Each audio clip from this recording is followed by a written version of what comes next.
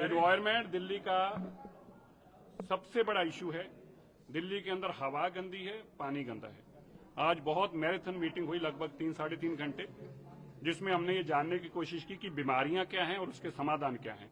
तो सबसे बड़ी पहली बीमारी ये पता चली कि पिछली सरकार ने एक भी कदम नहीं उठाया दिल्ली की पोल्यूशन को कम करने के लिए, चाहे वो पानी का पोल्यूशन हो चाहे हवा का। मैं आज जो बात करूं केवल हवा के पोल्यूशन की बात कर रहा हूं। एयर पोल्यूशन पे हमारी बैठक थी।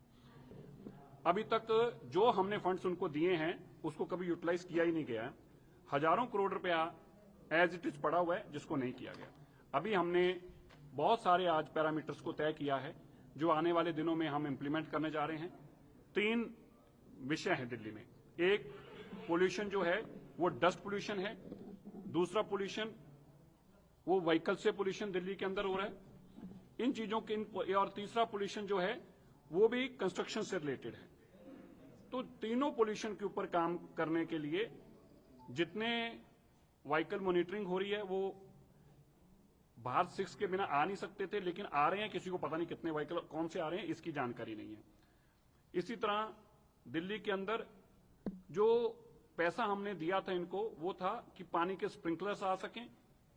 ऐसी मशीन हमारे जो स्वीपिंग मशीन्स हैं वो मैकेनिकल स्वीपिंग मशीन्स हों, क्योंकि जब झाड़ू से करते हैं तो उसका डस्ट पार्टिकल्स के अंदर वो जुड़ता है, उसके ऊपर भी कोई काम नहीं किया गया। तो आज हमने जो बड़े 4-5 फैसले लिए वो ये हैं। एक, जितने 15 साल पुराने व्हीकल हैं उन व्हीकल्स को 31 मार्च के बाद तेल देना बंद कर दिया जाएगा। हम अपने ऐसे गैजेट्स लगा रहे हैं पेट्रोल पंप के ऊपर जो लगभग 80% पेट्रोल पंप पर लग चुके हैं। 31 मार्च तक 100% पेट्रोल पंप से लग जाएंगे।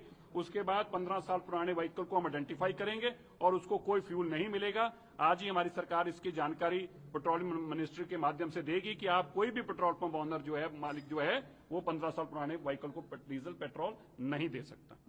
दूसरा, 15 साल पुराने जितने व्हीकल्स हैं उनको आइडेंटिफाई करने के लिए हम एक टीम बना रहे हैं जो उनको आइडेंटिफाई करेगी और उनको लाकर दिल्ली में नाउ एंटर कर सके और दिल्ली से बाहर निकाले जा सके।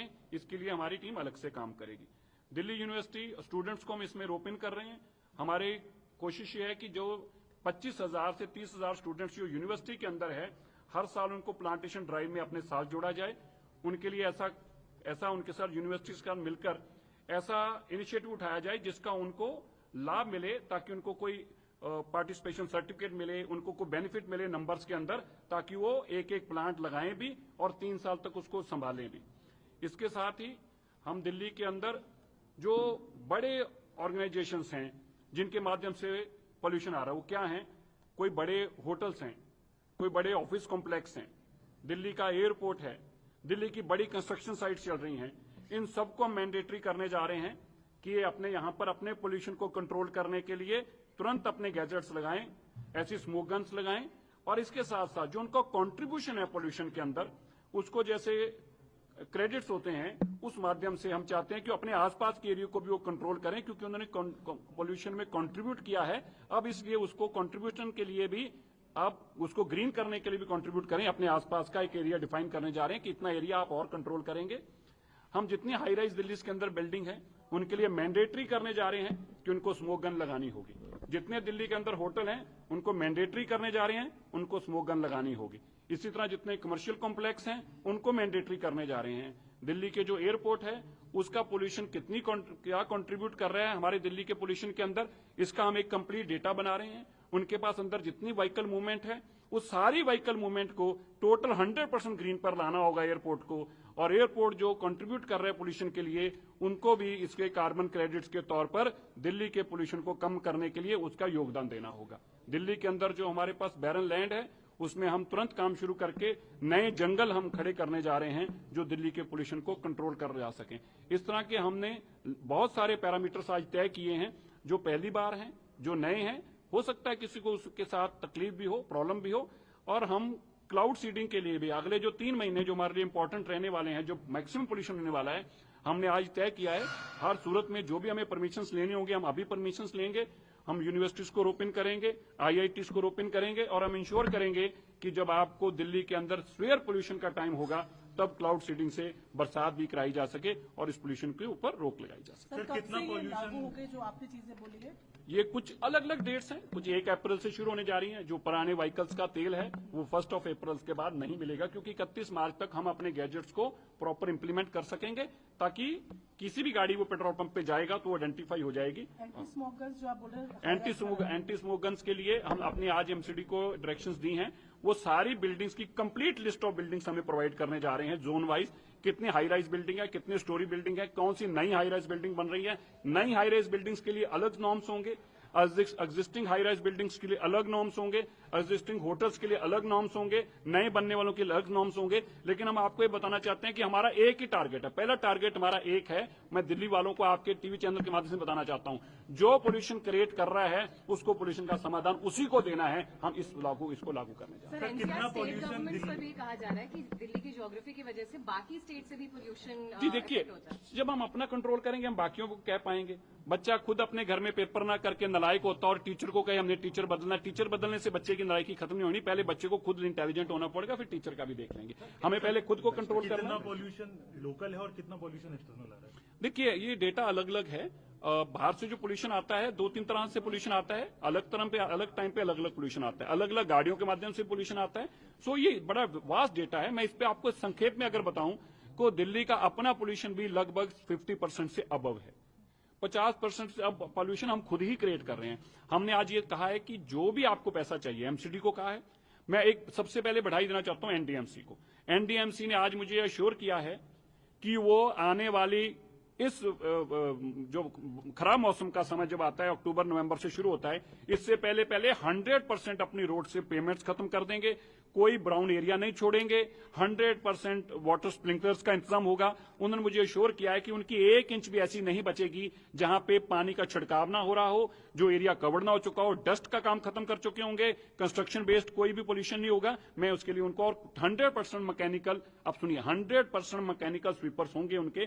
कोई स्वाइप जो सफाई का काम है वो मैकेनिकल के अलावा नहीं रह जाएगा। एनडीएमसी में एश्योर किया कि 100% इंप्लीमेंट। सर, ये डीजल के लिए भी ये नियम लागू होगा? 10 साल से ऊपर जो वाहन है डीजल वाले, या नहीं, डीजल नहीं। देखिए, पेट्रोल पे नहीं होता, डीजल पे तो है ही है।